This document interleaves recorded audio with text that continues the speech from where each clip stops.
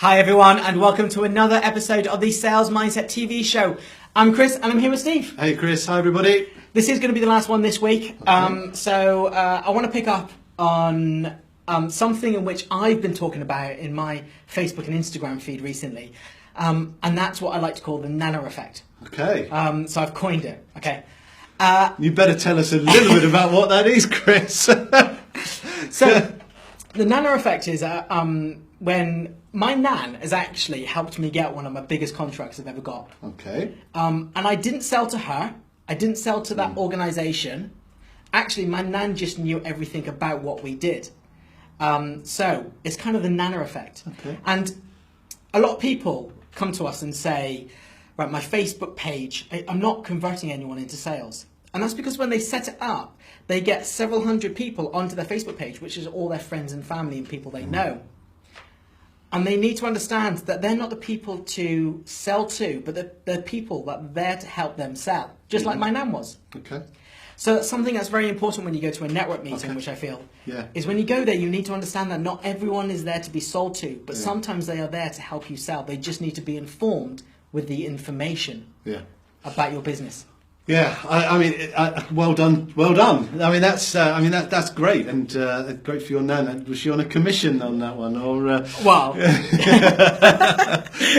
I did buy her a bunch of flowers. Well, that's nice, but that's a great point that you made, Chris, because I think that one of the videos this week we talked about being in the room and nurturing your reputation. Yeah.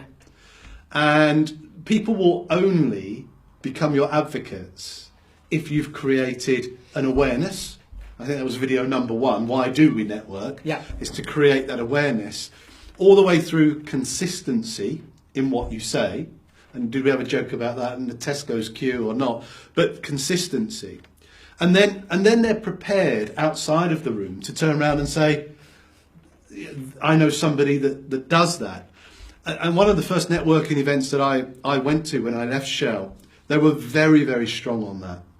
Testimonials, referrals, and not in a heavy way that you had to do it, but in an absolute genuine way that this person offered a good service, this person followed up on what they said they were going to do, this person really added some value. Yeah. And then it almost seeds a broader, let's not call them sales network, we're not into this multi-level marketing piece, but people that would just say, I know somebody that does that, and I will vouch for them. Because people have to start thinking of their networking as not just a one-off thing. Those that go to a network meeting or online and just keep doing that same sales message aren't educating their audience. If you're online, you've got between 30 and 50 words, let's say, on your post. If you're in a network meeting, you've got between 30 and 60 seconds. Yeah.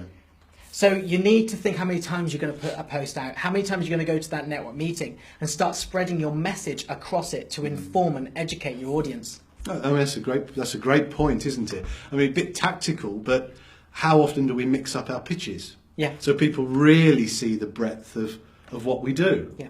I mean, people do get known for taglines or which is great, sticks in the mind, but using the time, to use your words, to educate that audience to the depth and breadth of what you do is really important. And that creates what you called the nano effect. Yeah. So if it's okay, can I do the top tip for today? I'd love you to. So the top tip today is to make sure that you educate and inform your audience so they can help you sell rather than just consistently selling to them. Yeah? Very good. And let's try and make the nano effect famous. Hashtag nano effect. Hashtag nano effect. It's Nana Banks if anyone's interested, all right? Send us some flowers. Nano effect. I think I've just made my nan famous. You have. Next week we're going to be picking up on being a leading voice, which ties into this, doesn't it? Oh yeah, It does. big time. Because what we just talked about today, about educating people, people want to know that you're the leading voice in your sector. Yep. And it's not just, we're not talking about being a leading voice across a large audience. It can be scaled, to an audience that's suitable to you. Totally. So next week we're going to pick up on the on being a leading voice. That is all we've got time for this week. What are you up to the weekend? Oh gosh, Well, my wife's away, so I'm looking after the kids. Seems to be a constant in my life.